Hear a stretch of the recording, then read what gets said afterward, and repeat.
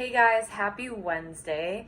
Today for Wellness Wednesday, I want to go through another quick nutrition tip. So, last week we kind of talked about cooking spray. This week I want to talk about ingredients because I think what happens with a lot of us is that we get so caught up in these cool things called macros, protein, carbs, and fat, right? That's the only thing we focus on when we're looking at food labels.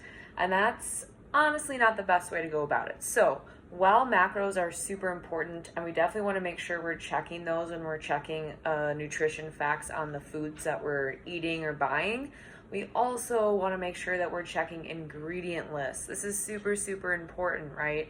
Because it's what we're putting into our bodies. So, now, whenever we're buying foods at the store, we obviously want to aim for whole natural foods, because when we're talking about ingredients, if you take something like an apple or a banana, for instance, guess what the ingredient list is? One thing, it's an apple or a banana, right? But when we start getting into packaged and processed foods is when we really have to be careful about ingredients. So obviously limit the things that we are buying in packages. Whole natural foods are always going to be the best way to go. But when you're looking at food labels, I have a loaf of Ezekiel bread here, cinnamon raisin, which is the best kind. You obviously want to look on the back. So we're going to look at the total number of protein, total grams of carbs, and the total grams of fat. So you definitely want to make sure that we're looking at those. But we also want to look at ingredients, especially when it comes to something like a bread or a starch or a carbohydrate. They can load lots of different things in there. So Ezekiel is actually a really great brand.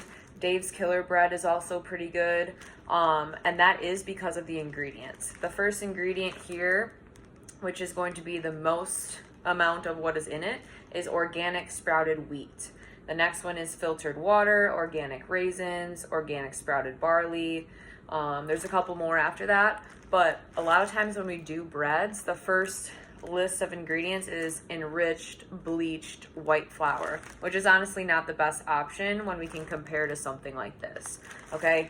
Another big general rule is going to be the smaller amount of ingredients, the better. We don't want anything that has this long list of ingredients of weird things that you can't pronounce. Probably not something that we should be putting into our bodies if we can't even pronounce what it is, right?